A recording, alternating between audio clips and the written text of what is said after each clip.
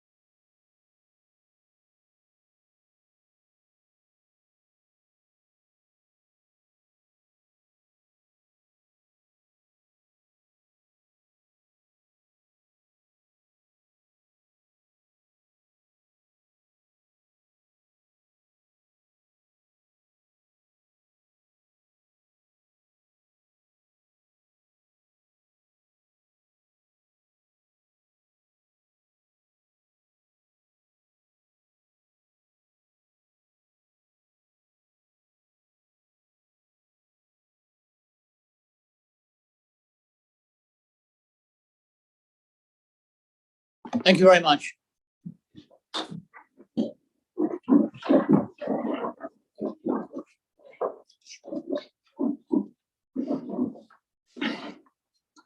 So we'll now commence the main meeting tonight. Can I just check, is the live stream available? Thank you. Now I'd like to welcome members of the public to the council meeting, which is being held in Caudle Hall at the Wilford Noise Community Centre, as it is not possible for the full council to meet together in the council chamber of the council offices, whilst maintaining appropriate social distancing to reduce the risk of COVID infection. Councillors are supported this evening by the Chief Executive, Tom Horwood to my left, Strategic Director Graham Clark, Strategic Director Annie Wrighton, the Head of Policy and Governance Robin Taylor to my right, the Borough Solicitor Daniel Danebridge, and the Democratic Service and Business Support Team Manager Louise Fleming. Members, please raise your hand to indicate that you wish to speak, and you will be operating your own microphones. Please remember to turn them off after you finish speaking. I can also confirm that we are live streaming the meeting this evening. We are again in an unfamiliar setting, so I'd like to ask members for their patience this evening. If you are unable to hear anything, please indicate that to me. Speeches will be timed at 4 minutes, and you will be given a 30-second warning before your time is up. Members may only speak once on each item, except in limited circumstances, as set out in Procedure Rule 14.5. I propose that we move item 9 to the end of the meeting, as there is an exempt item of business to consider, and this will save the press and the public waiting for the meeting to resume. Please also note that item 13 has been withdrawn. Finally, I will waive the requirement to stand when you're speaking, and you may remain seated or stand if you so wish. Item 1, apologies for absence. Mr. Taylor. Thank you, Mr. Mayor. We've received apologies from Councillor Sally Dixon, Brian Edmonds, John Gray, Maxine Gale, Daniel Hunt, Jackie Keane, Robert Knowles, Julia Potts, John Ward and George Wilson. Thank you. Members, does anyone have an issue with the accuracy of the minutes that have been laid down? Councillor Palmer. I'll just say that George Wilson also sends his apologies. Sorry, thank you, Councillor Palmer. That was the last item. Has anybody got anything to say about the minutes? Therefore, if nobody has any objections, members, would you indicate your agreement to the minutes of the meetings held on the 6th of July, the 3rd of August, and the 22nd of September? Read. Thank you. I will sign these later. I will now ask for declarations of interest. Mr. Taylor? None received in advance, Mr. Mayor. Thank you.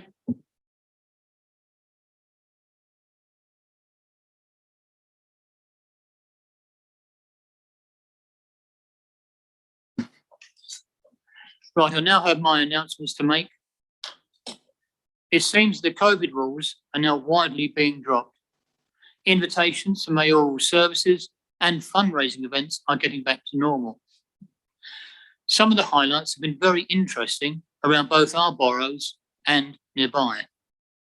At Cranley, there was the South Downs Wood Fair, showing just how large the South Downs protection area is and how much work is being done.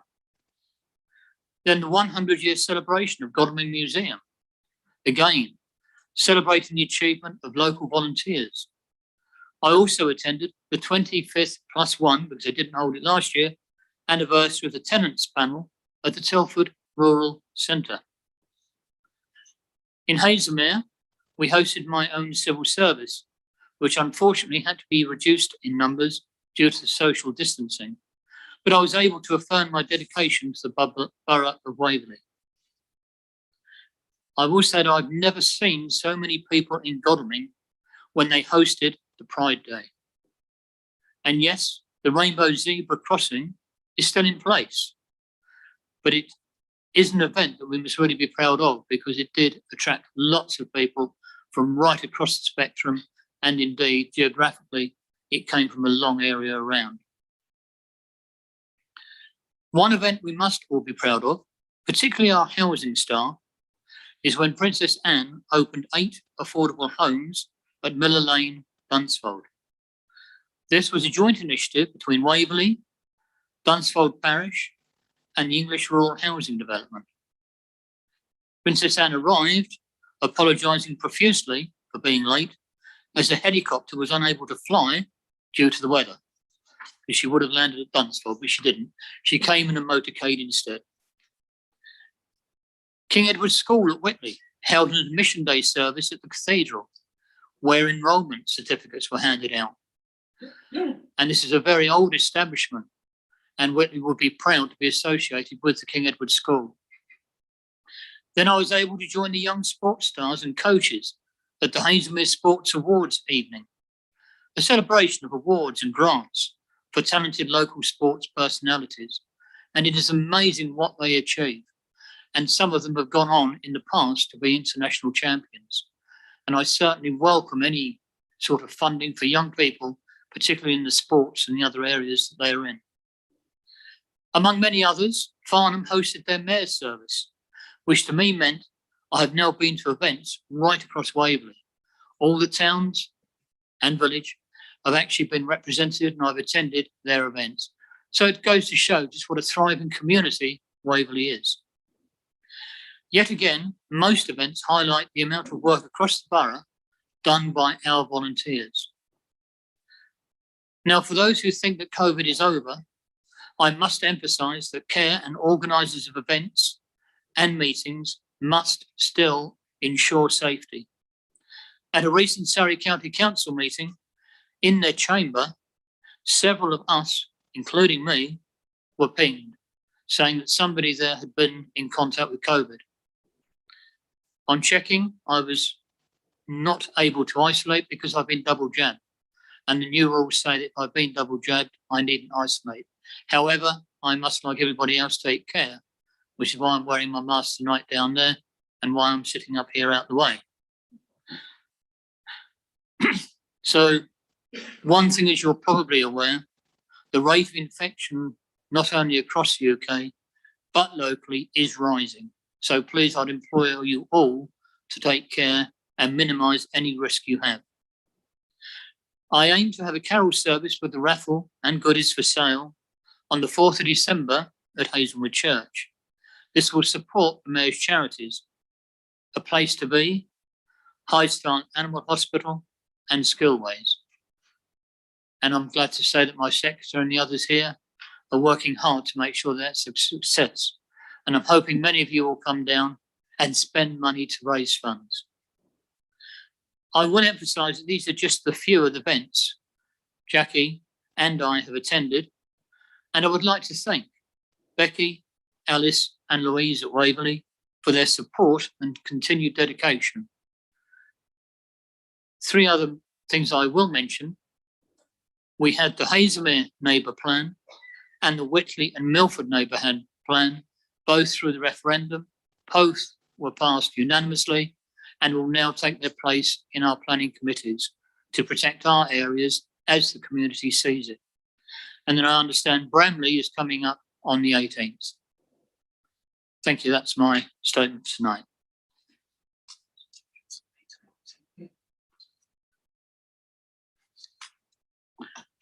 Councillor Martin, you wanted to say something? Mr. Mayor, if I may, please. I think I heard you say that you attended the South Downs Wood Fair in Cranley. I think you probably meant to say it was the Surrey Hills Wood Fair in Cranley. And I will declare an interest in that I'm a director of the Surrey Hills Enterprises, which put that wood fair on. So perhaps you might just correct that for the record. Thank you, Mr. Mayor. You're absolutely right. It should have been Surrey Hills. I do apologise to your society. They're doing a grand job of work. And I was very impressed by the size of it.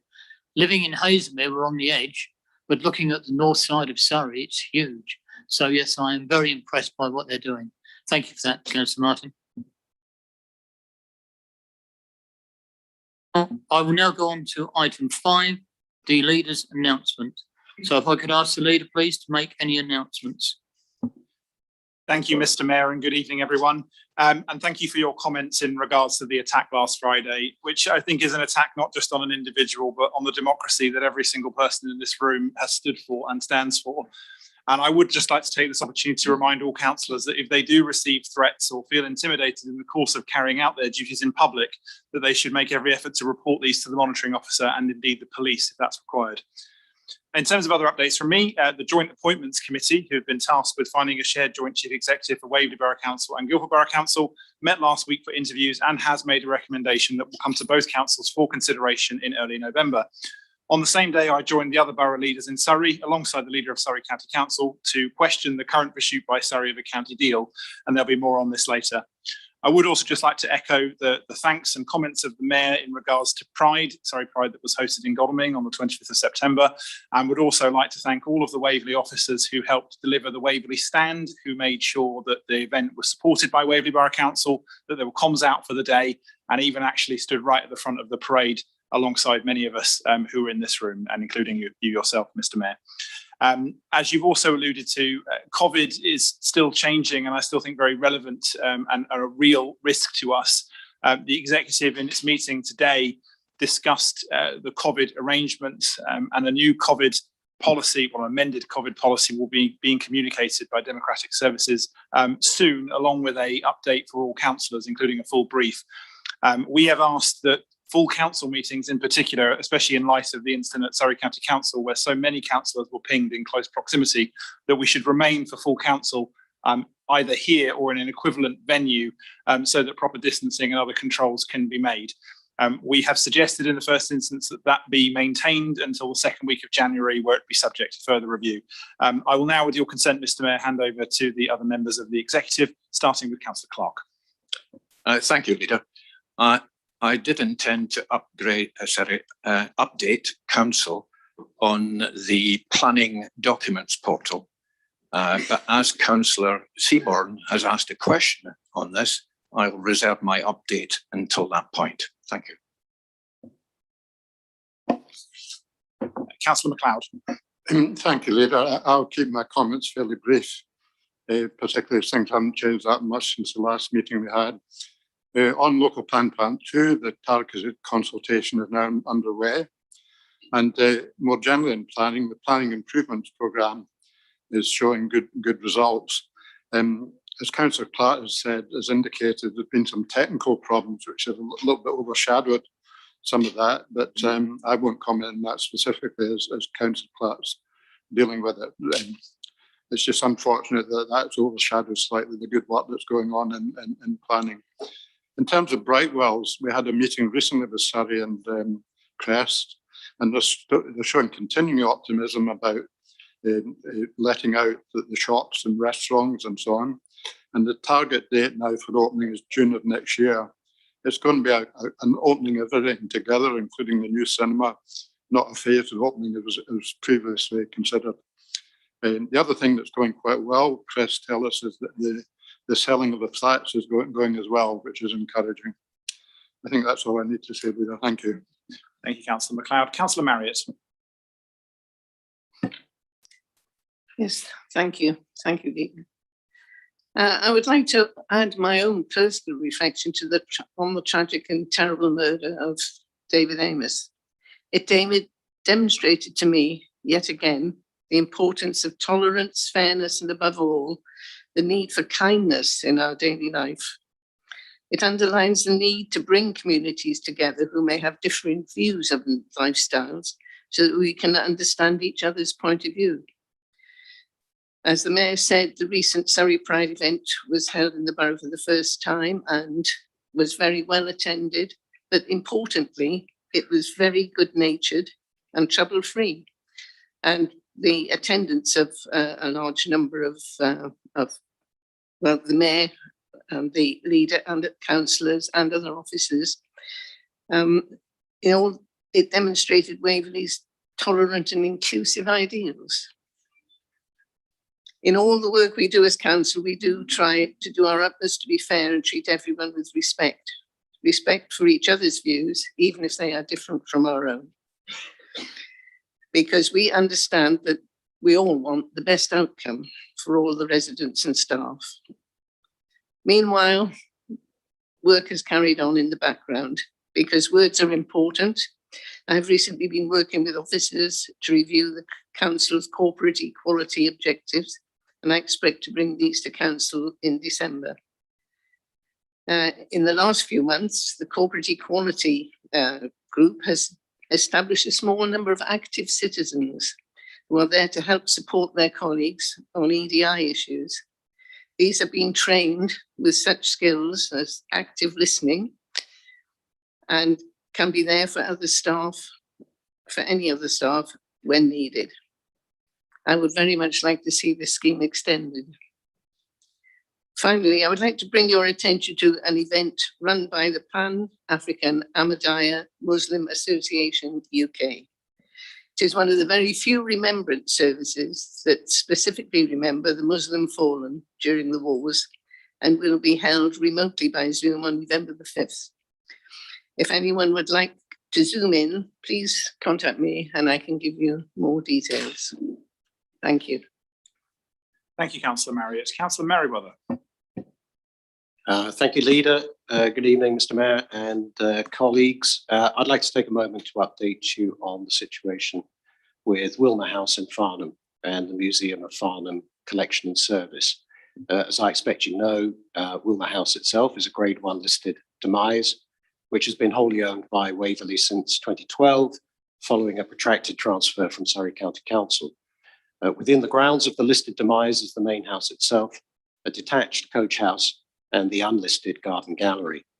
While the main building was originally constructed as a private dwelling, it's been used to house the Museum of Farnham Collection and Service since the 1960s, and which is currently operated for Waverley by the Maltings under an SLA. Specific to Wilmer House, there's absolutely no question that Wilmer House is a highly important public building in need of substantial repair.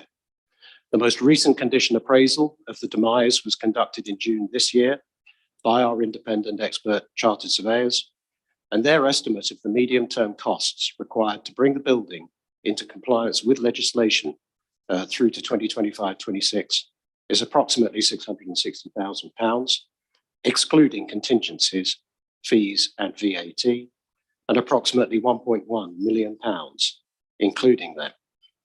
This estimate includes the specialist repairs needed to the front elevation, brickworks, and the importance of the contingency can't be overstated, as the works themselves could reveal additional issues that are currently hidden.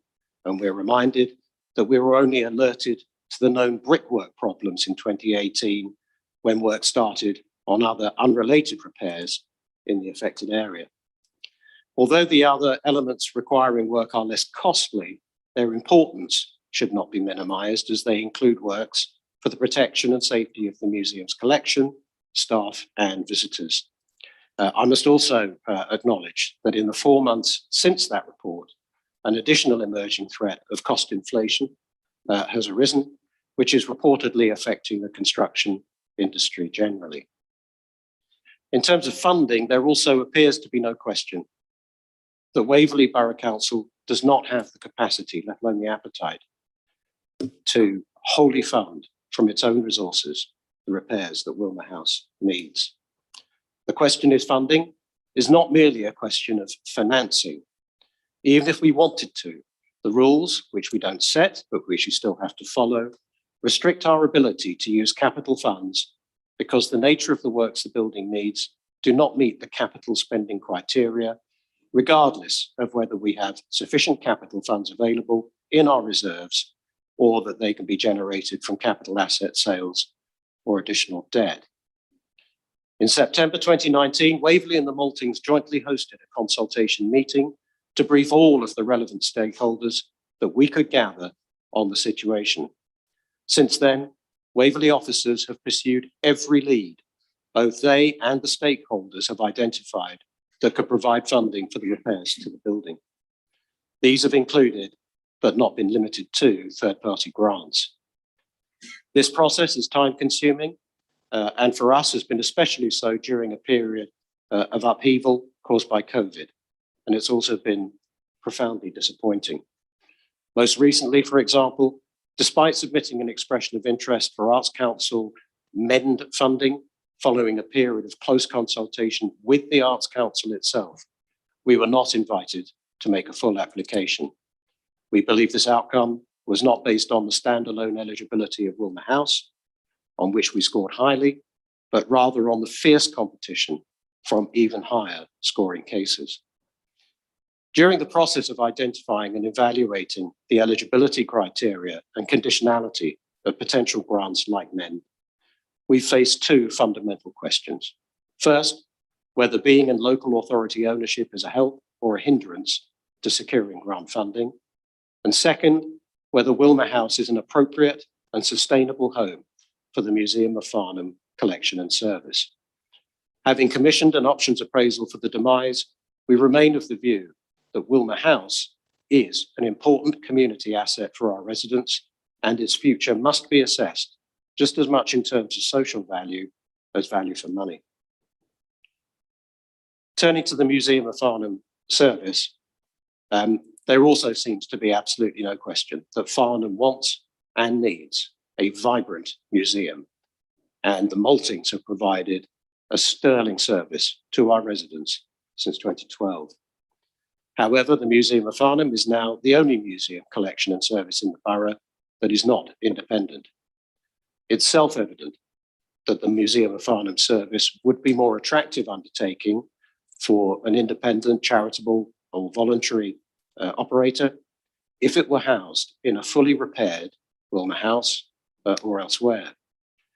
Farnham stands in stark contrast to its close peers in Hazelmere, Goldman, and the Rural Life Centre in Waverly, and beyond, just for example, in Petersfield and Gilbert White's in Selborne, where non-public resources have come forward and secured sustainable models.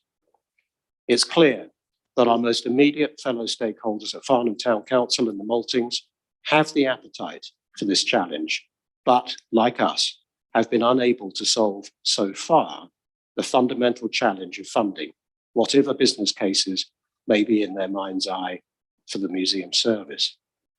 We've therefore also commissioned an options appraisal for the future of the Museum of Farnham Service, and will continue to work with individual councillors, Farnham Town Council and the Maltings, as well as urging all other concerned stakeholders to contribute constructively and work with us in identifying a sustainable and exciting future for the Museum of Farnham Service that also answers the fundamental funding question for the repairs of Wilmer House. Thank you. Thank you, Councillor Merriweather. Councillor Mirrlees. Thank you, Leader. Mine's going to be very short. The Thriving Communities Commission application portal went live on October the 14th and will be open until November the 18th. Thank you. Thank you, Councillor Mirrlees. Councillor Palmer. Thank you, Leader. I would like to add a little to the very kind and warm comments made by the Mayor, the Leader and Councillor Marriott on the death of Sir David Amis. We were old friends and allies in animal welfare issues, and I've written online about the sadness I feel about the tragedy. I just want to add one point here, that we were very different politically, but we both accepted that all of us who go into politics do so because we want to improve our community, our country, and our world. And that opened the possibility, the opportunity of working happily together on issues which are a little less partisan and where we completely agreed. And it's probably true to say at parliamentary level, and certainly at borough level, that most issues are actually not that partisan. So I think we can draw on that locally. I believe that every one of us in this room is involved in the borough because we want to make Waverly better. And if we keep that in mind, it will help us maintain the spirit of friendly cooperation and intermittent disagreement that makes our work interesting and even a pleasure. I look forward to working with all of you. Thank you. Thank you, Councillor Palmer. Councillor Rosamond. Thank you, Leader. Good evening, Mr. Mayor, and all here and those watching online. As announced at the last exec meeting, Waverly Council has a new out-of-hours contractor, which is Bracknell Forest Council, and they as a council with their own housing stock understand and have knowledge of the usual out-of-hours issues we face. The new contract went live on the 1st of October. Another matter which has taken a lot of officer time is the Afghan Refugee Resettlement scheme in Waverly. A support officer has now joined the council as of last week to implement Waverly's pledge. His work will include pulling together all the fantastic offers of help from our local communities. Finally, our first factory manufactured modular homes project delivered by BT Passive with capital and revenue funding from the former MHCLG Next Steps accommodation programme is now complete. The 2 one-bed passive house single-storey homes located on the former garage site at Badgers Close, Farncombe, will provide Next Steps accommodation for the homeless. With support from Hilary Lee, our rough sleeper support officer, we will aim to ensure homeless people living in these homes do not return to sleeping rough and find a new property in which to live permanently. Utility connections have finally been completed, and to mark the completion of the project, Nathan Beattie, who is responsible for commercial operations at BT Passive, will be joining us later on the site this week. Thank you very much. Thank you, Councillor Rosamond. Councillor Townsend. Thank you, Leader. Good evening, Mr. Mayor. Good evening, members.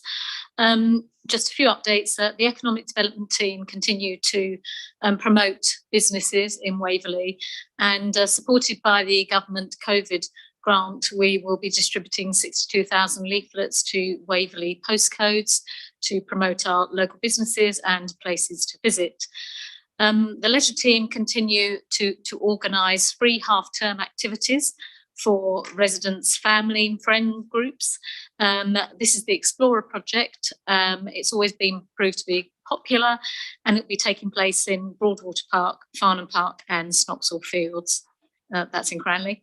I'm also delighted to announce that 10 of our fantastic parks and green spaces have been recognised by the Green Flag Award scheme, which means that they are amongst some of the best in the world. This is the highest number the borough has ever achieved. We've got Weybourne Nature Reserve winning for the very first time, a green flag, and Farnham Park has also won a much coveted Heritage Award as well, which is given to green spaces that not only achieve the Green Flag Award status, but also uniquely promote the elements of their heritage as well. I would like to thank our parks team and our contractors, and of course the many volunteers who help to maintain these green spaces and also contribute towards achieving this prestigious award. Thank you. Thank you, Councillor Townsend. And finally, Councillor Williams. Thank you, Leader. Last update, I referred to the challenges facing our waste collection service and how fragile the situation is, notwithstanding the fact that we're doing considerably better than many are comparable local authorities. That situation, of course, remains, but even in the context of the constraints under which we are currently operating, we are proceeding with the introduction of the curbside collection of textiles and waste, electrical and electronic equipment, and thence the removal of the bring sites in our car parks, because everything that was previously collected at the bring sites will now be able to be collected from the curbside. So arrangements are proceeding for that. And we're hoping to get textiles and waste, electrical and electronic equipment on stream as curbside collection by the start of November. But obviously that is clearly dependent on the current staffing situation in relation to BIFA. Colleagues will be aware that on the 1st of November, that will be the first day of the COP26 talks. And on that day, students from Broadwater School in Godalming and Godalming Sixth Form College will be taking part in a COP simulation activity in the council chamber. And they will be taking the role of the COP leaders and making the kind of decisions on the basis of the kind of evidence that the COP leaders will have. It will be an active event. It is being managed by Dr. David Faraday from COP, from What Next Godalming, and councillors would be very welcome to attend that in the public gallery and observe this event happening. In terms of COP events as well, in collaboration with Surrey County Council, there will also be an event around the decarbonisation of rural transport, particularly relevant obviously to our area, in the Upper Hart car park in Farnham on the 10th of November, on Wednesday the 10th of November. And finally, again, I've reported previously about the feasibility report, which we commissioned as Waverly Borough Council to explore the routes to improve the connection in terms of cycle routes from the east side of Godalming with the train station and from the northwest side of Godalming from the to the town centre. And as a result of the report, 2 routes are now being investigated, largely following the route along the Berries.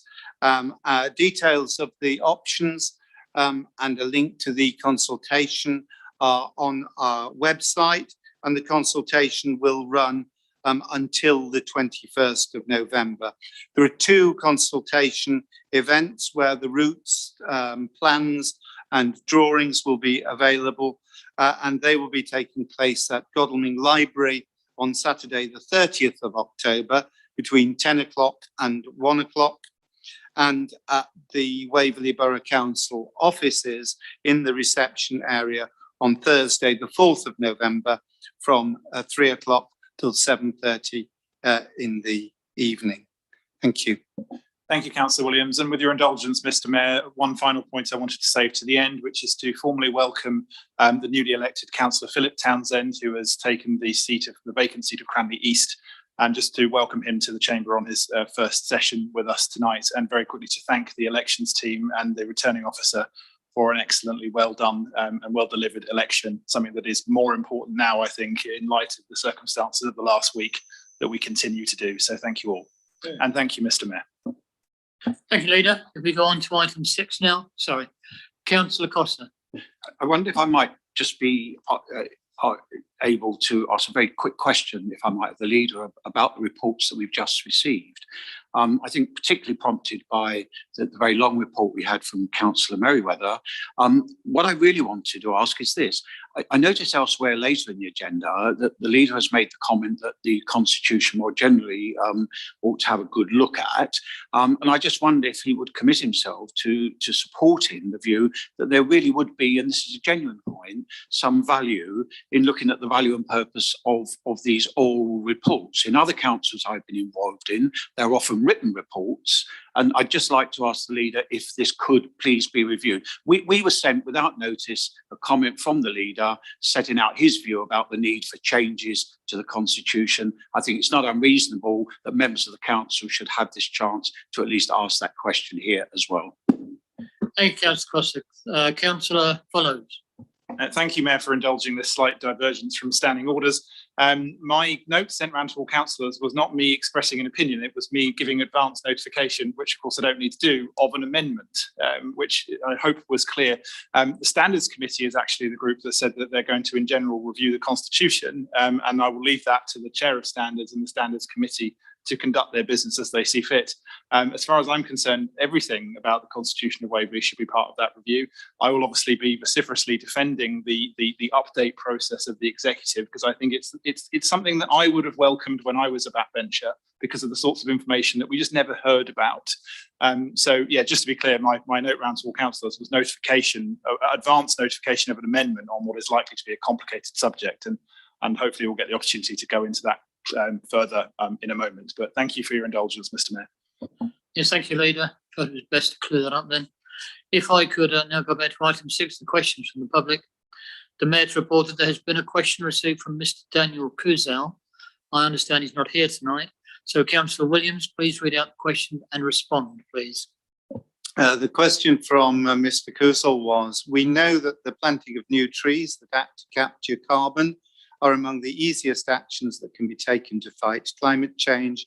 Could the Leader, who has strongly pushed the Borough Council and Borough residents to make efforts to limit their environmental impact, therefore explain that since the 5th of May 2019, Waverly Borough Council has only planted 35 trees across the whole borough? And my response to that question is to thank Mr. Kuzal for the question. As a council, we are fully aware of the importance of trees to carbon reduction. Planting is certainly one way to achieve this, but maintaining current mature tree stock should not be overlooked.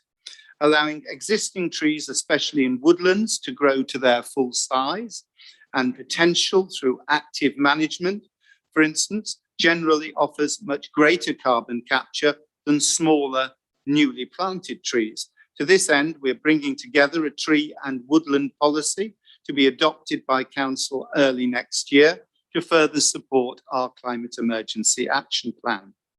The Council is in the process of identifying suitable sites for more tree planting, but it is important to do this in a structured way and making sure it follows the notion of the right tree in the right place, as plenty of well-meaning efforts often go awry because of poor planning, poor species choice, and lack of aftercare. And clearly hedgerows are particularly important here as well, and the preservation and maintenance of our hedgerows. The council has been successful in bidding for government funds for tree planting in a combined bid with Surrey County Council and other Surrey districts and boroughs under the local authority Treescape Fund.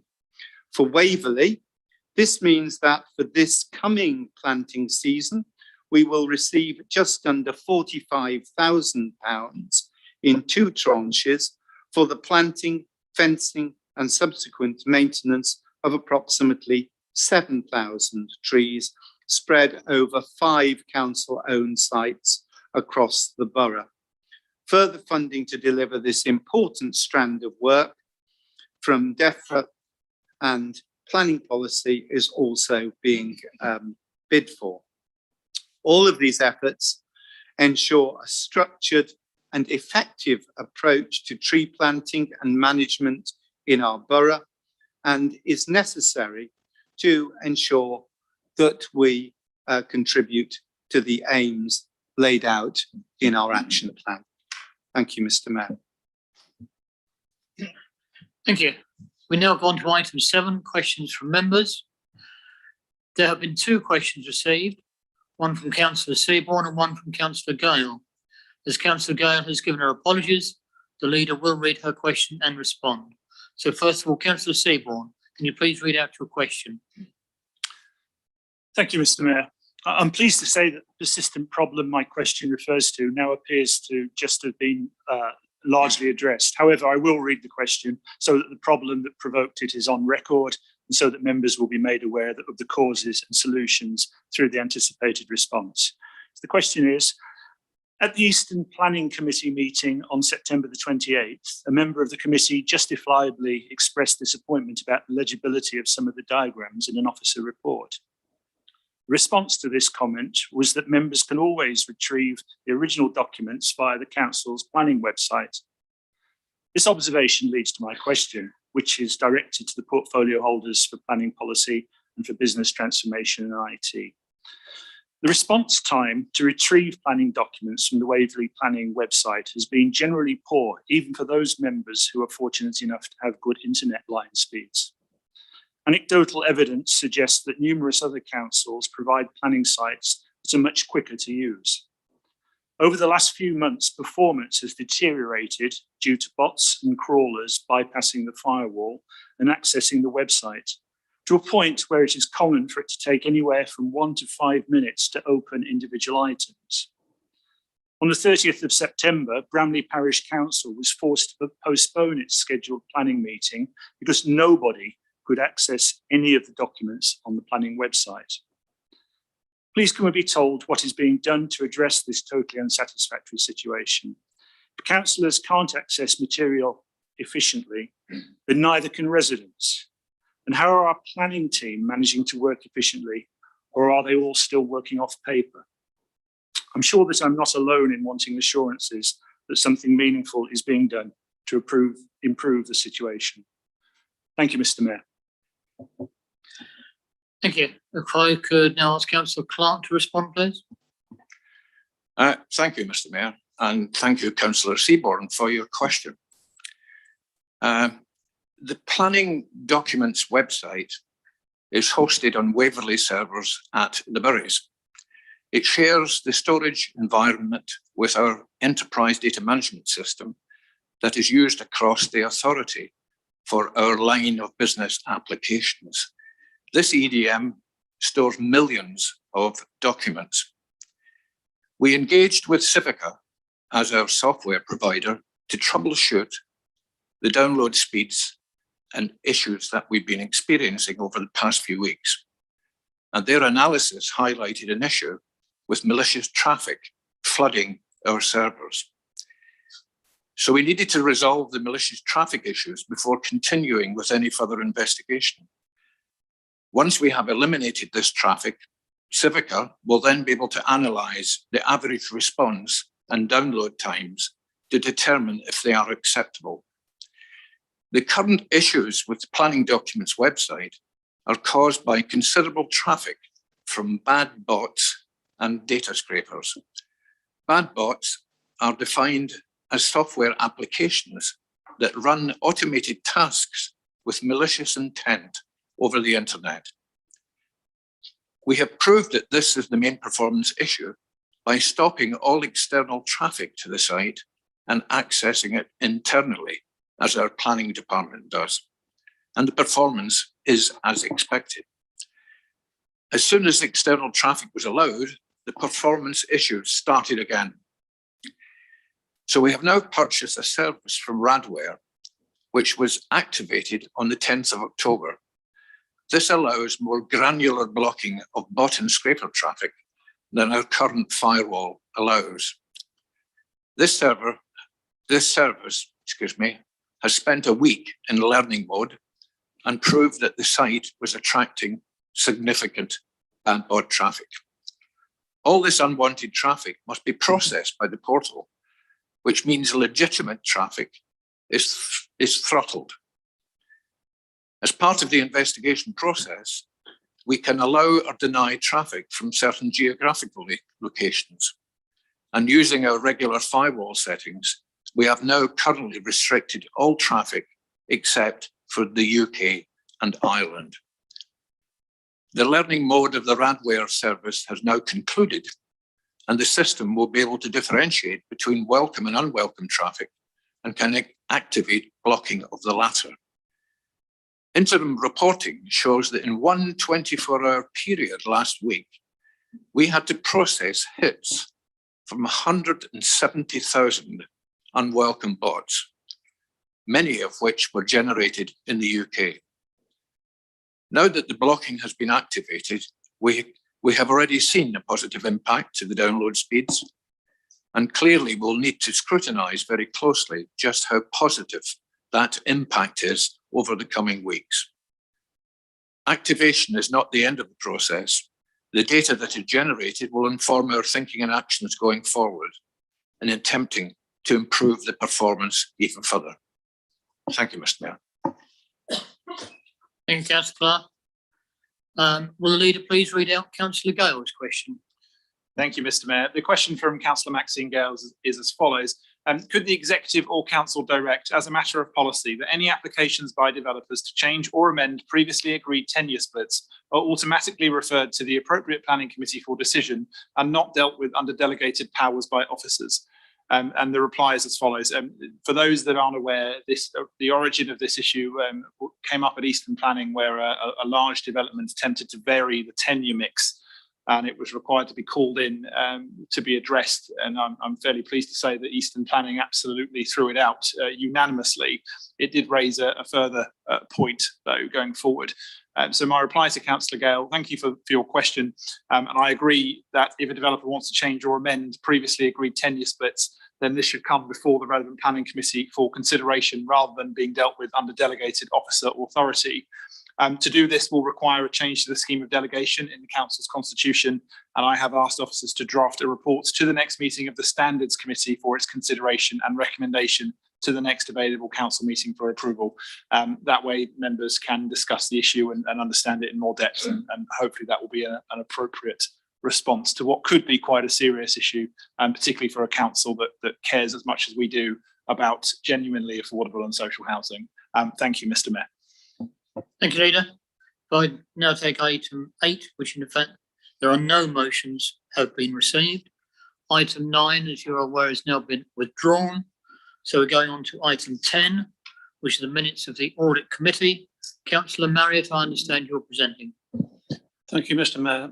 I'm pleased to present the minutes of the Audit Committee held on the 6th of September. And these are shown in page 89 to 91 of the agenda pack. There are no part 1 matters to consider. There have been no questions asked, so no part 2 matters either. So I would like to present these minutes for approval. Thank you. Thank you. Have we a seconder?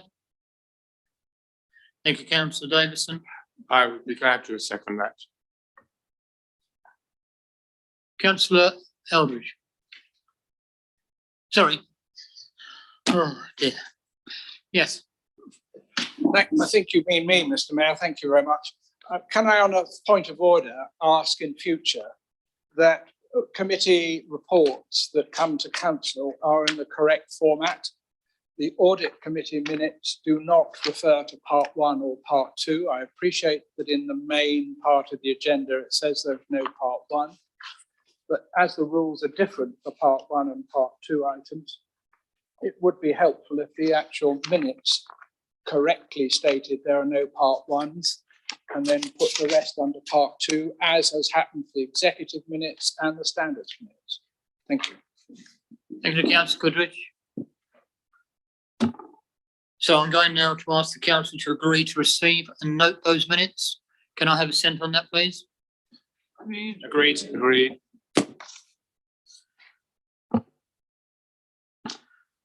So we now move on to the minutes of the standards. Councillor Nicholson, I believe, to move the minutes.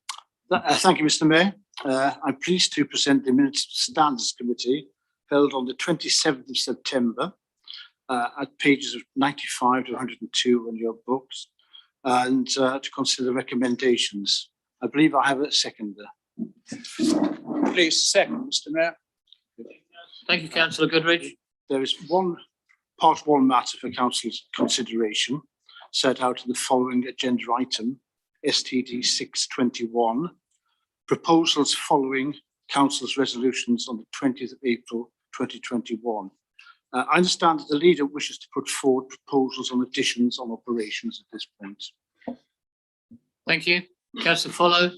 And thank you, Mr. Mayor. I have an amendment to propose to the recommendations, which I would like to propose, and I believe I have a seconder. Please to second, Mr. Mayor. Thank you, Councillor Clark. If you'd like to go ahead now, Councillor Follows, with the amendment. Thank you very much, Mr. Mayor, and thank you, members, for your indulgence on this. I refer you to an email circulated to all members and to a number of pages that have been put on the desk this evening for your reference. If I may just start very briefly by correcting myself in the email that I sent around to all members. This is a proposed amendment to the recommendations and not to the minutes. I know that's a small language distinction, but it is important when talking about this sort of information. Whilst I would have also, like many of you, I'm sure, wanted to take this through the standards process, i.e. through the standards committee. Obviously, council does have full authority to act on this too, but a combination of timing and certainly officers and myself reading through the constitution and its rules are taking us to the place where we are now, which is why I'm putting this forward. The ability for leaders to formally delegate to members of their executive is actually outlined in the Local Government Act, and is actually currently, in this case, limited by our own constitution, hence this amendment. The purpose of my bringing this forward to you tonight is to actually specifically enable Councillor Rosamond to act as a fully empowered chair of the new proposed Housing Landlord Services Board, and to have clear lines of authority for what that committee can do. Now, I'm extremely excited about that committee because it starts to look at tenants issues and having tenants sitting on that as full voting members. And Councillor Rosamond and I both grew up in social housing, and we've got a genuine passion to do more and to do better in this area. And in terms of this committee, what I've specifically been trying to avoid is a convoluted chain of authority, or indeed one that ends up where the committee starts and then changes to something different. I think that would undermine the work of that new committee and be just generally complicated for everybody, particularly the co-opted tenants panel members. I think one other point I'd just like to make in terms of this as well is what this doesn't in any way limit your rights as members to call in executive decisions, whether it's the executive as a collective or an individual member of the executive acting under delegation. Your rights to call in matters are in no way curtailed. The purpose of this is to effectively help me run the executive in what I would consider to be an efficient and responsible way. I, in the long run, wish to explore other delegations too in the executive. I think it's something that the Local Government Act envisioned in how it's written, and is something many other councils, including Surrey County Council, do to good effect. And certainly through, referring back to Councillor Costa's earlier point, some of the things that we might do in our updates here could be done through reports on individual executive decisions like they have for cabinet members at Surrey County Council. So it does open up a number of other options as well. So I'm of course happy with the Mayor's indulgence to take any questions or comments on this, and I'm sure there'll be a number of speakers. But it's my hope that members will understand the purpose of this amendment and why I'm bringing it forward now. I again repeat my apologies that it's not gone through the standards process, but it's one that would have done if we'd have understood this reading of the Constitution in the way that we have now. So thank you very much, Mr. Mayor, for your indulgence, and I commend this amendment to Council. Thank you, Councillor Follows. Can I remind members, we are now talking on the amendment, not the original. So, Councillor Goodrich. Mr. Mayor, I take the view that this amendment is contrary to the Constitution. The Standards Committee did not consider this matter at all as such, and therefore this amendment introduces a new matter that has not been considered by the Standards Committee. Article 9.3a, which gives the rules of the Standards Committee, make it very clear that the Standards Committee are to review and propose revisions to the Constitution as set out in Article 15. Article 15.3 makes it clear that changes to the Constitution will be approved by the Council after consideration of the proposal by the Standards Committee and the Executive as necessary. So it is a prerequisite that the Standards Committee do look at these things before they come to Council. I accept that Council has the duty to finally approve constitutional matters, but it must go through the Standards Committee first. Thank you, Mr. Mayor. Thank you, Councillor Goodrich. Councillor Mulner. Thank you, Mr. Mayor. I won't repeat what Councillor Goodrich has said. I entirely agree with his remarks. I think the other thing I would like to be sure of is that the minutes of this meeting will amplify the point that the leader accepted, that there is a very important difference between amending a motion and amending the minutes of a committee. It is, of course, commonplace for minutes of a committee to be changed at the request of the committee if they think the minutes are wrong. That is why every meeting begins with the minutes of the previous meeting. But here, certainly the impression we gained, and I'm grateful to the leader for clarifying it tonight, was that he was seeking to amend the minutes of a committee. That is something which should never happen, unless it is to correct an inaccuracy in the printed record. And that, of course, should be done only at the instance of members of that committee present at the time. On this matter, I think the substance that the leader wishes to achieve is reasonable, but unfortunately the route by which he is following it is not. And I think it would be far better if the Standards Committee was asked to have an extraordinary meeting and consider this, which could be done reasonably soon, so that the efficiency he is keen to achieve would not be delayed by much. But I think it's a slippery slope if we start to ignore clear directions in the Council's constitution. And for that reason, and that reason alone, I am unable to support this amendment. Thank you. Thank you, Councillor Mulner. Are there any other questions? Otherwise, I will call for the vote. So this is the vote. Councillor Follows. Take my right to sum up when everybody else finished before it goes to a vote. It has.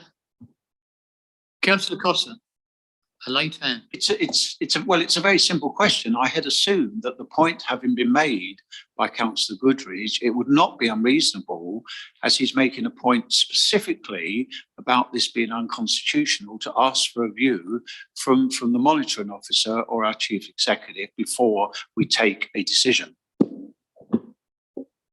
Thank you, Councillor Hyman. Thank you very much indeed. Well, thank you, Councillor Costa, because he's just said exactly what I was going to say. But I would also add that, I mean, this is a significant change to allow members of the executive to take decisions without, obviously those aren't necessarily made in front of the public, or presumably they can be made not at meetings. So how on earth can something be called in if you don't even know a decision's been made? Now, I would, my particular concerns in respect to the housing board would be: are we always going to have public meetings? Are they always going to be webcast? And how are members always going to know, immediately that they have a few days to arrange a call in? And how can you arrange a call in if there isn't an overview and scrutiny committee that has the power to do so? With a responsibility for that committee. I don't see this in any way as being in accordance with the intention of the Constitution. And certainly, as Councillor Cossa has said, if what Councillor Goodridge has quoted from Article 13, 13E or F, I think he said it was, if that is correct, then we have no right to make this decision this evening, and we can't do so. And I really think it would look very bad on us if we were to go to a vote without having absolute confirmation from the monitoring officer right now as to whether the point made by Councillor Goodridge is good. Thank you. Thank you, Councillor Hyman. Without any more hands raised, Councillor Follows, if you'd like to sum up. Thank you. First of all, can I just agree with the speakers who have asked for a comment from the monitoring officer? If it's unconstitutional, then I will obviously withdraw the amendment, but I think I would request the same clarification from the monitoring officer, as it seems in broad sense, even the Leader of the Opposition supported the substance of it, only that his only query was that it might be unconstitutional. Can I just, before I make that request though, yes, Councillor Muller, I understand the difference in the language, which is why I've corrected that. And I think it's, although I think it's obviously a practice to amend minutes, I do agree that in principle, that's reserved to those members. And that is why I've clarified that, because it was not my intent to modify the minutes, only the recommendations. In terms of Councillor Hyman's comments, I think I have to just say, I don't think that's a correct view of the way the process works. Executive decisions, whether they're taken by the collective of the executive or by an individual member of the executive, would still have to be published as proper decisions, and they still have to be done in a properly constituted way. I would refer to the Surrey County Council process, where executive decisions are effectively cabinet decisions at Surrey County Council, and it's very clear that those decisions have been made and that they're subject to a call-in by the appropriate committee that would normally handle that aspect of policy from the executive, whether it acts as a collective or it acts under delegated authority. Nothing about this changes that process. It doesn't modify the Constitution to do it in any way. That is just, I'm afraid, an inaccurate reading of the text. If I may, Mr. Mayor, I would request the same thing that many other members here have done, which is to ask the monitoring officer to clarify on that fundamental point from Councillor Goodridge, and if there is any further comments as to Councillor Hyman's questions that would benefit members. Thank you, Councillor Follows. Mr. Tate. Thank you, Mr. Mayor.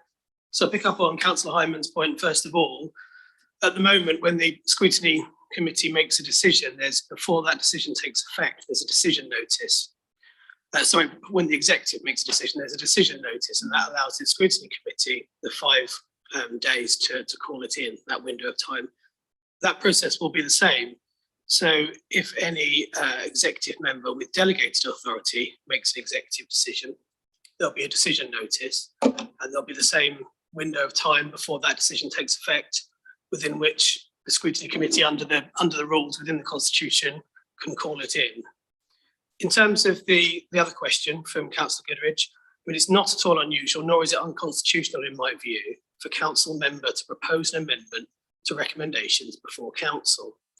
Council now has the opportunity and has had the opportunity to debate that proposed amendment, and it will only be carried if the majority of council members present this evening vote in favour of it.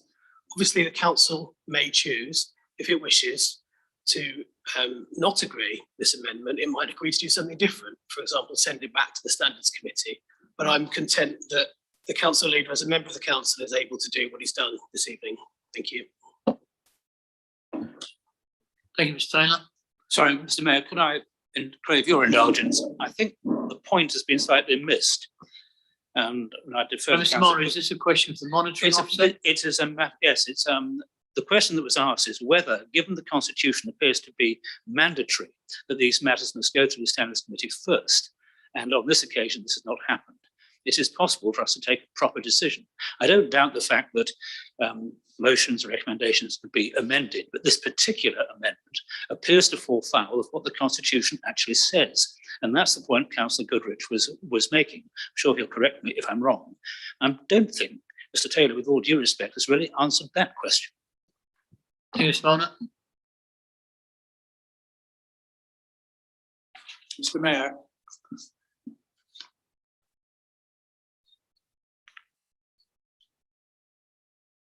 Mr. Mayor. I think the answer has already been given. Councillor Goodrich. Yes, on a point of information, I preface my remarks by making it clear that this introduces a new matter. It's not as if we debated this matter at all at standards. This is a new matter. So it's not amending and saying, well, the Constitution, the Standards Committee thought X, but we think X with a slight variation is required. This is a new matter where X wasn't discussed at all. And therefore it must come, in my view, to the Constitution, to the Standards Committee first. So the matter, thank you, Mr. Mayor. The matter was referred to. It certainly is the case that it was only referred to in passing at the meeting. Anybody at the meeting, anybody watching the meeting will know that it was referred to in passing. It was clear that that was the leader's intention, that this would be delegated. But I agree, it's not something that was discussed at length at the Standards Committee. It's not something that is comprised within the recommendations that came from the Standards Committee, but it is now before you as a proposed amendment from a council member. Thank you, Mr. Martin. I want to get to the vote. Is this another question for the monitoring officer? Yes, it is, Mr. Mayor. I just have a query that the recommendation before us says that the Standards Committee recommends to Council that, and then it lists 8 points. By adopting what is proposed by the leader, we won't now have a recommendation from the Standards Committee because it will contain part of it, the new section there, which was not discussed by the Standards Council. So I don't understand how we can have the Standards Committee recommends to Council that, but a series of items, one of which was never discussed in the Standards meeting, and therefore surely that is unconstitutional. I do not understand how this can stand as it is. Thank you. Thank you, Councillor Martin. I'll pass over to the monitoring officer first, and then the leader. Thank you. I mean, as I say, my perspective is this is constitutional. That is the view that I've given. This council, the power to change the constitution sits with full council. This council has set up a committee, yes. Sorry, can I have silence, please? Thank you. Please allow the monitoring officer to speak. I don't see anything in the constitution which prevents a council member putting a change directly to the council. And that's what's happening in this situation. So yes, the majority of matters do come forward from the Standards Committee for council to debate. But ultimately, the power to make changes to the constitution is a matter reserved for full council. And if full council decides to make the additional changes to the constitution that the leader has proposed tonight, then it's simply exercising its power to do so. Leader, you wanted to answer. Yes, as we're having further questions after my summing up, and apparently the Constitution matters sometimes and sometimes it doesn't, I'll add another further comment that firstly, I brought this forward because I was given the advice that it was constitutional. The monitoring officer has, when asked the question in council, given the answer that yes, it is constitutional to be brought. In terms of how councils work, effectively sovereignty resides at full council level, and it's my understanding of how this process works that ultimately council is able to do this, which is backed up by the comments of the monitoring officer. Whilst I agree it would have been more ideal for this to go through council, it was considering this is something outlined in law by the Local Government Act, which we're really trying to restore the default to, it was my hope that this would be relatively uncontroversial. And as I did speak at the Standards Committee in question, I also did give my, as the monitoring officer noted, my intent to have this sort of delegation as how this committee functioned. The monitoring officer has given his answer. My understanding is that we are able to do what we've proposed here in the same way that minutes from any, sorry, not minutes, I'll make sure I use my correct language, recommendations from any committee that comes to this council can be amended by full council. So in response to Councillor Martin's point, that is always the case, that the language might not quite add up. The standards recommend, the committee recommends X, because council is always entitled to change what the recommendations say. And I'd have to just be clear from the monitoring officer again, that the words that precede the recommendations are not themselves recommendations. It's only the wording of the recommendations that we're actually voting on.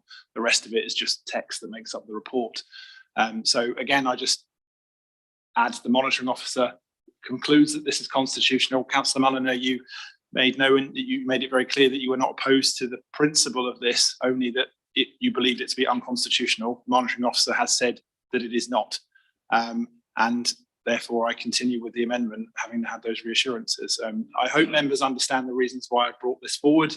It is merely to enable a committee that will include tenants to make work and life better for our tenants, to work efficiently and effectively under delegated authority to the portfolio holder for housing. I would not in good conscience ever wish to delegate authority to somebody I didn't trust fundamentally to do the job correctly. Ultimately, that comes back on me. I cannot think of anybody I trust more to do this job than Councillor Rosamond. Passing this amendment allows me to let Councillor Rosamond get on with helping tenants. Thank you. Point of order. Thank you, Leader. Point of order. Councillor Hyman. Thank you. I have been standing some time to raise a point of order on this. We here have to act in accordance with what the Constitution says, not with how it is read by somebody. Councillor Goodrich read, I trust that you read what it says in the Constitution. The monitoring officer does not have the right to interpret it. With the greatest respect, he does not have the right to interpret it in any way that it is not written. If it is written that the Standards Committee must look at and discuss to the extent they wish to, must be given the opportunity to before any changes are made. It would be very, very dangerous if this council was able to make changes to the Constitution at whim, which is what apparently it seems to be wanting to do. The previous administration were watched very carefully in this respect, and it's something we have to police ourselves, of course. Any majority has the ability to be able to force things through, but we have to be trusted, and we have to be seen by the residents we serve that we can be trusted. I would like, please, for the monitoring officer to read the paragraph that Councillor Goodrich referred to, so that we can decide, and it will be a matter of fact, if that states, as Councillor Goodrich said, that we cannot, that the Standards Committee must have seen this first of all, then we don't have the right to make a decision whether we want to or not. This isn't, and absolutely certainly the point made by the leader. Thank you, Councillor Hyman. In respect of Councillor Rosamond, is that this is a position that is being given a responsibility, not a person. It's not personal at all. This is about a position. We don't know who might be the housing portfolio holder. Thank you, Councillor Hyman. The monitor officer will answer your point of order. I'm happy to refer back to the wording that Councillor Goodrich used. Changes to the Constitution. Changes to the Constitution will be approved by the full council after consideration of the proposal by the Standards Committee and Executive as necessary. So, yes, it is my job to interpret the Constitution and advise you on that basis. I do look at the words as necessary, and I do, place weight on those, because I think weight should be placed on those words. I note that it doesn't say that matters will only be considered at full council after they've been through the Standards Committee. And the reason for that is that council reserves the right to change the Constitution. That is one of the powers that you hold. Now, you may feel, councillors in the room, that the matter should have gone to the Standards Committee, and that's up to you to take a view on that. And as I say, the amendment is now before you to decide whether or not that amendment will be carried or lost. But my view remains that it is constitutional, so you are able to hear that proposed amendment from the leader and to debate it and to vote on it. Thank you, Mr. Turner. In that case, the vote will come next. So please, can I have all those in favour of this amendment?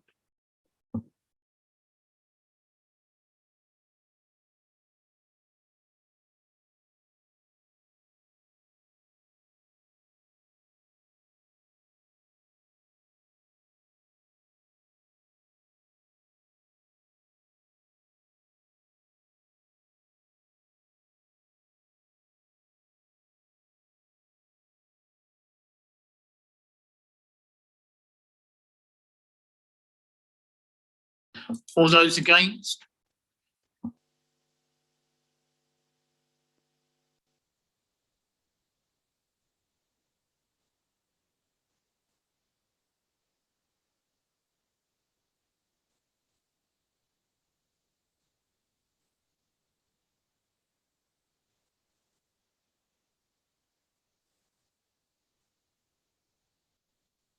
Any abstentions?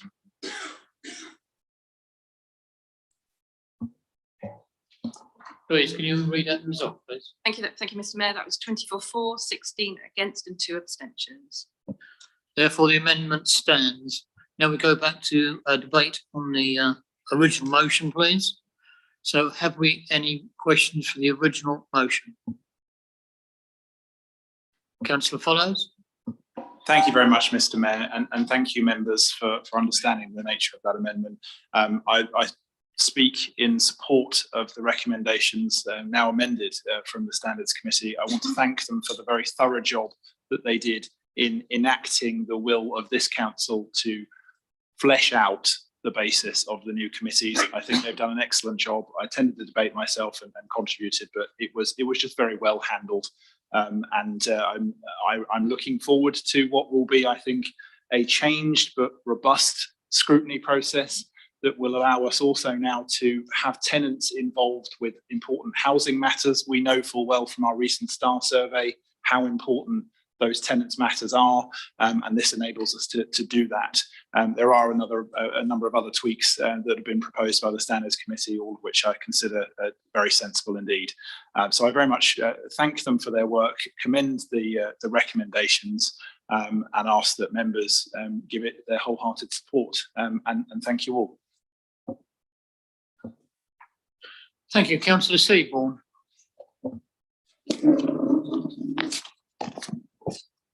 Thank you, Mr. Mayor.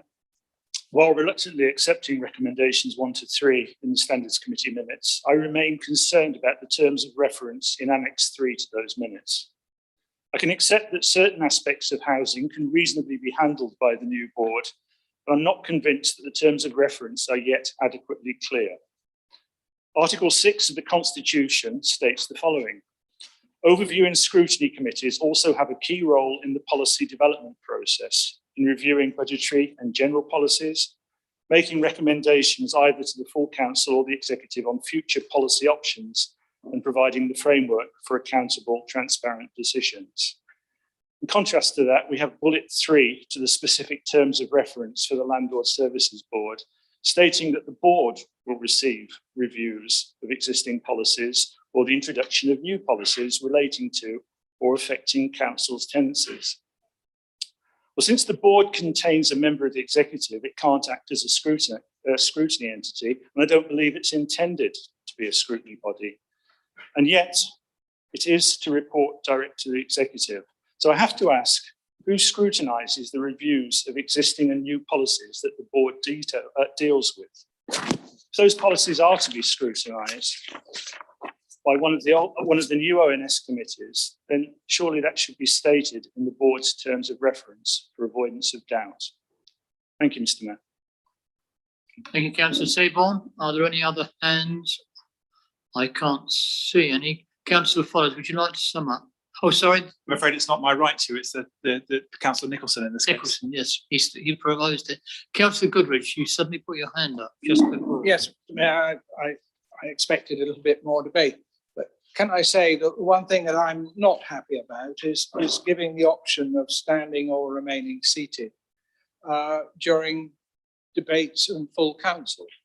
I take the view that as the mayor of this borough, and I was the mayor 20 years ago, you are the Queen's representative, and that it is discourteous in public for members of the council not to stand when addressing the mayor in public. Different at a committee, but in public, I do feel quite strongly that to do so. Now, I appreciate that the rules are being amended so that you can either stand or sit, but I don't think members of the council should have the option of sitting, to be honest. I think it's disrespectful. Thank you. Councillor Goodrich, Councillor Follows.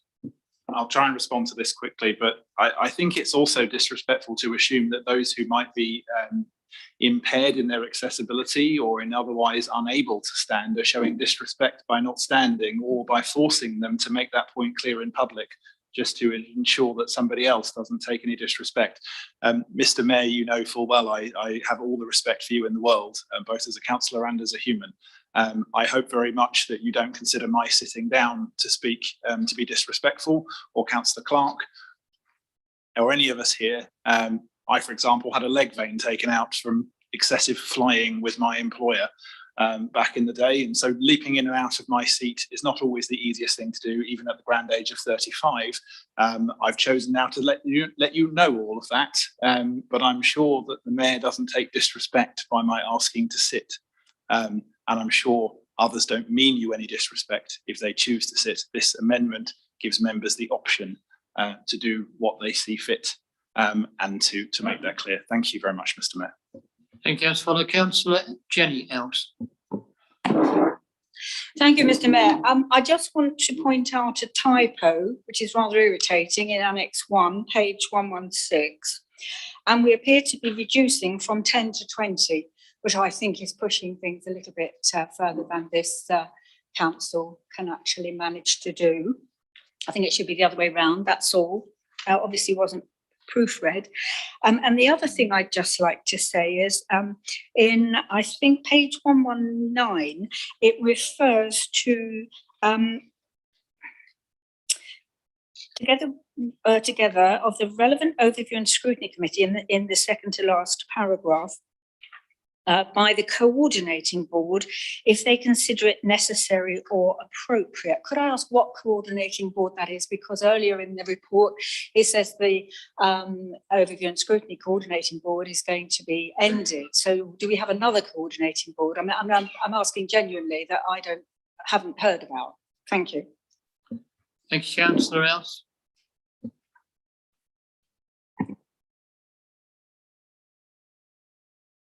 Right, if there are no more questions, I'm going to pass on to Councillor Nicholson. Mr. Mayor, point of order. Could I have an answer, please, to that question that I just asked? Thank you.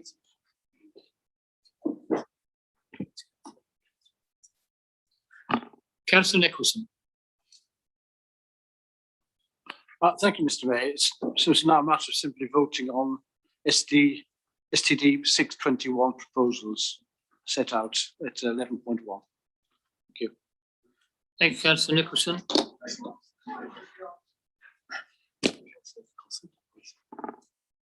Councillor Nicholson, can you answer that question? Sorry, what was the question again? Is there a coordinating board? Councillor Else, would you like to repeat your question? Repeat the question, Mr. Mayor.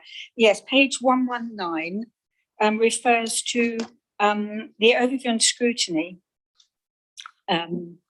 coordinating board, second to last paragraph.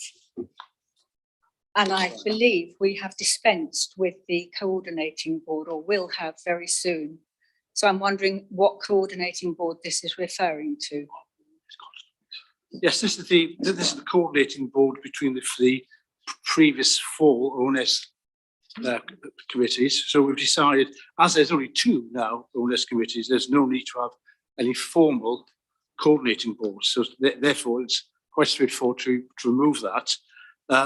It's perfectly reasonable that the chair of both the new boards can speak informally, and they can discuss things that they need to discuss on that matter. Mr. Taylor, would you like to add to that? Happy to answer that, Mr. Mayor. I think what Councillor Else has noticed there is a discrepancy, that if Council decides to agree the recommendation to remove the coordinating board, then clearly other references to the coordinating board in the Constitution will need to be removed. What was discussed at the Standards Committee was, how will that happen? And the discussion at the time was that the two chairs of the two committees would clearly coordinate with one another. And also the answer was given at the time that there won't be the same need to coordinate, because under the proposals, there's a very clear service split between the items that go to one scrutiny committee and the items that go to the other. So I think, Councillor Else, the answer to your question is that any redundant references to the coordinating board will need to be clarified within the constitution. So I think it's a helpful clarification to have noted. Emma Steiner. So Councillor Nicholson, can we sum up, please? Thank you. Yes, I think we've heard the points, particularly from the monitoring officer, that the recommendations by the leader is accepted. It's not wholly accepted by everyone, but I think it's. I think he's made a very clear and distinct message here, and I think we should simply vote on this now.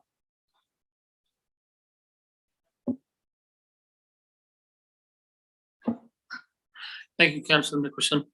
So we're going on to the vote now. So there are 10 recommendations. That includes the emendation, of course, which will be taken together. So again, can I have hands raised, please, for all those in favour?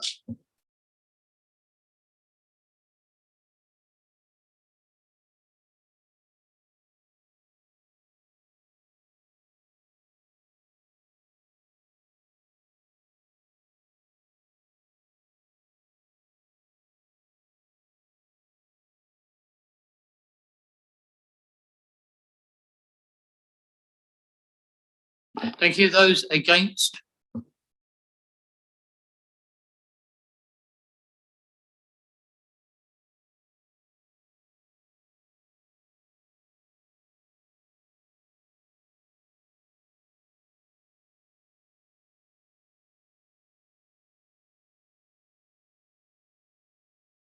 Any abstentions?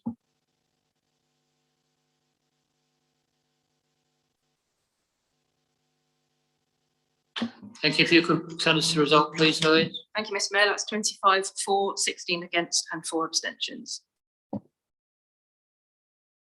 That motion is therefore carried, all 10 recommendations. Thank you very much indeed.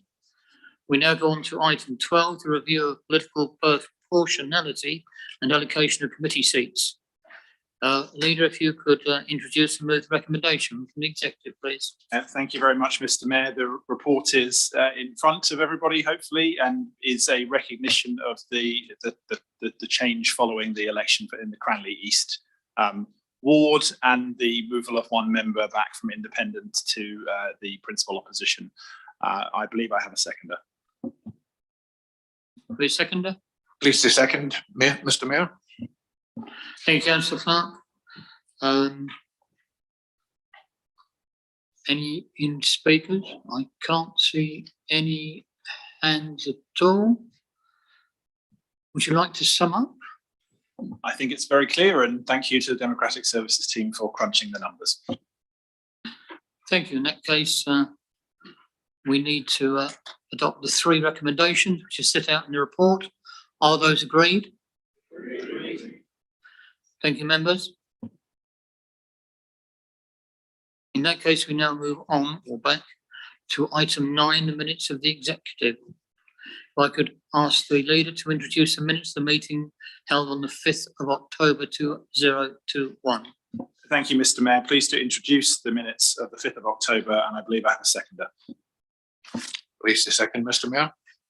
Thank you, Councillor Clark. 2 Part 1 matters. Councillor Follows. Thank you very much, Mr Mayor.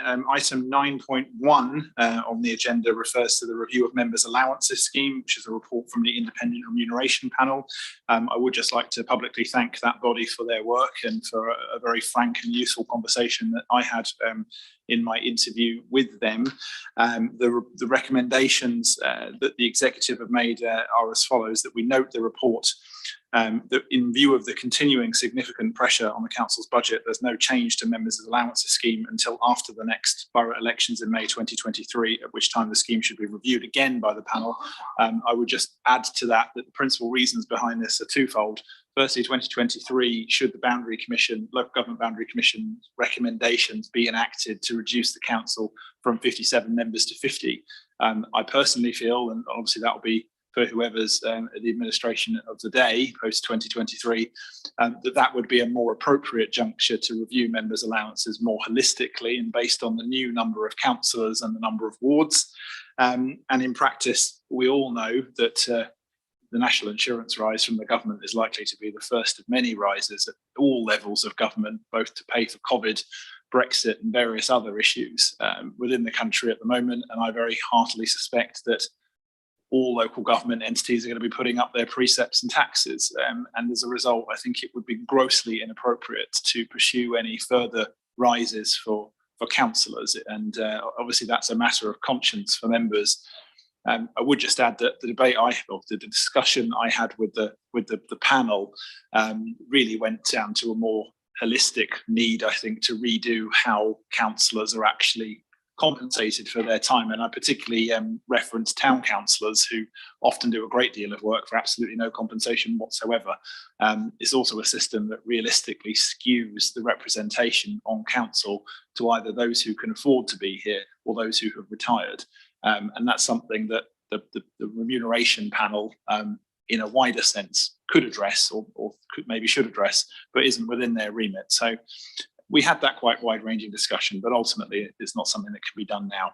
And finally, the third recommendation clarifies an annual renewal that must happen if we intend to stick to this, which is tying the basic allowance raise to the raise that's received by officers as part of their pay review. I think probably the point I need to make here is that we haven't agreed that pay review number yet.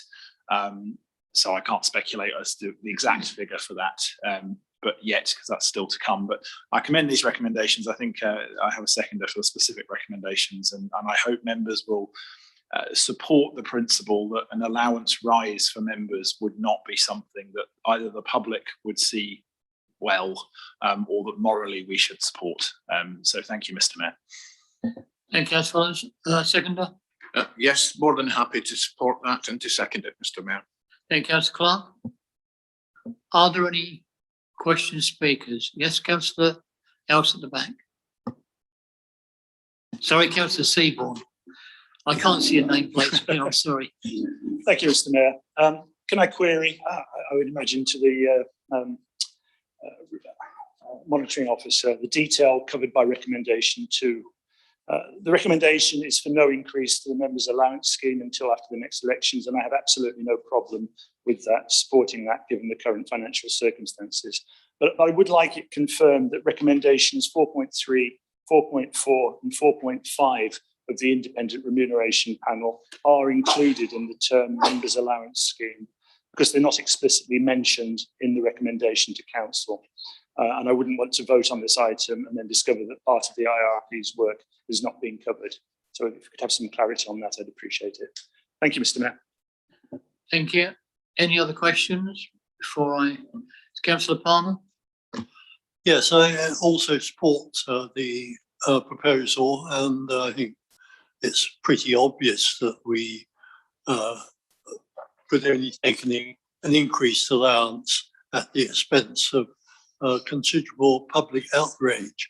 The only cautionary note that I'd like to make is that in Parliament, the pattern was that each year there was good reason not to take an increase. And there came a point, which happened to be just after an election, where there was a sudden leap. And I think that we should avoid public cynicism that arises from that. And before the next election, we should have some discussion on what the priorities are. And I agree with the leader that the obvious gap in our arrangements is that the extremely active town councillors and parish councillors get paid nothing. And that seems to me entirely indefensible. Thank you, Councillor Palmer. With no more questions, Councillor Follett, would you like to answer any question? And I think I would just like to ask if the monitoring officer could respond to Councillor Seaborn, but I think other than that, the recommendations and the reasons for them are hopefully very clear to members. So thank you, Mr. Mayor. Thank you. I will go back. I missed Councillor Hyman's hand. I'm sorry, Councillor Hyman. I do find it difficult to see you there. There's your gentleman in black behind you and your arm seems to disappear. Anyway, Councillor Hyman. Yes, thank you. I was just going to ask whether Councillor Seaborne's comments amounted to an amendment or whether we were going to, or how we were going to handle that. Well, my main concerns in respect of this, firstly, I don't think it's been made clear entirely to members of the public that we serve who might be watching on the webcast if they may have probably lost the will to live already, but I think it should be explained that there is a recommendation in front of us from an independent panel which needs to try and sort out our members' remuneration. Which suggests that there should be a few £100 increase worked out mathematically on according to some methodology, which is, if people want to read it, it's in the committee papers. But actually we're turning that down and saying that we don't think that it would be appropriate for us to take that. The only other point that I'd make is that in respect of members' allowances, there's nothing in there, which is the point that I thought had been raised with the panel in respect of people receiving a number of allowances. Obviously, we know full well that people can only receive one, the highest amount of any special responsibility allowance that's there.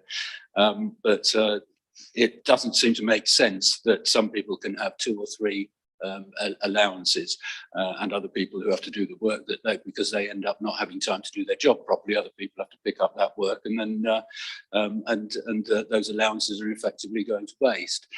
So some people are getting 2 or 3 allowances, but I would have thought that it would make sense that we should have something in there which says that people should have a maximum number of special responsibilities simply because of the ability to handle the amount of work and under that responsibility. Thanks.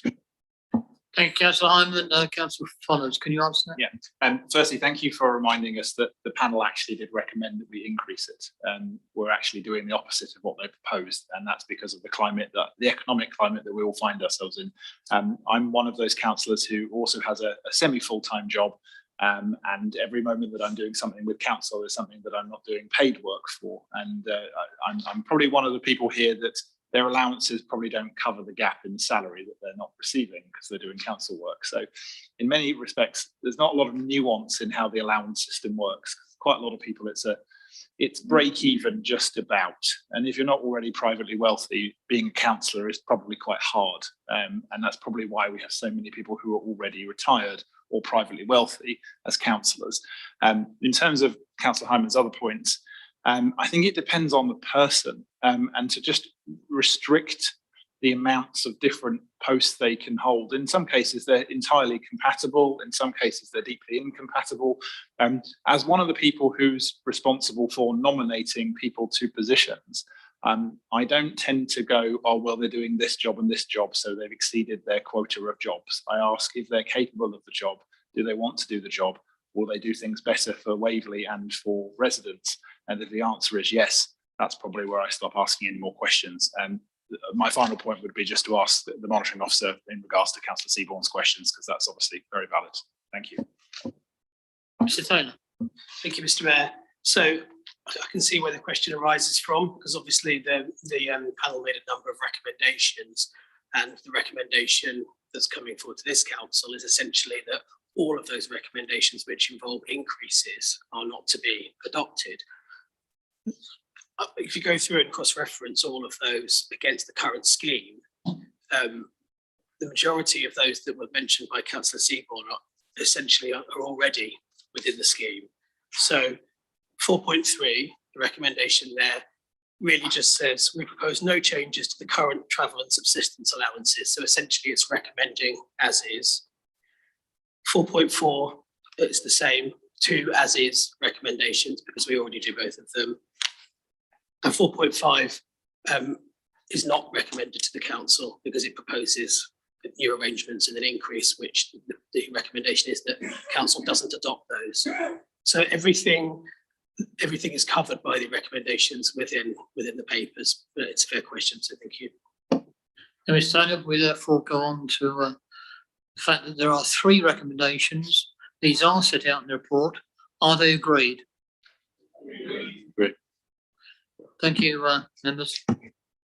We now move on to 9.2, exclusion of press and public. Pursuant to Procedure Rule 20 and in accordance with Section 100A(4) of the Local Government Act 1972, the press and public be excluded from the meeting during consideration of the following matter on the grounds it is likely, in view of the nature of the business to be transacted or the nature of the proceedings, that if members of the public are present during the item, there will be disclosure to them of exempt information, as defined by Section 1001 of the Act, of the description specified in paragraph 3 of the revised Part 1 of Schedule 12A of the Local Government Act, information relating to the financial business affairs of any particular person, including the authority holding that information. Can I ask for your agreement to move into exempt, please? Thank you. Can I now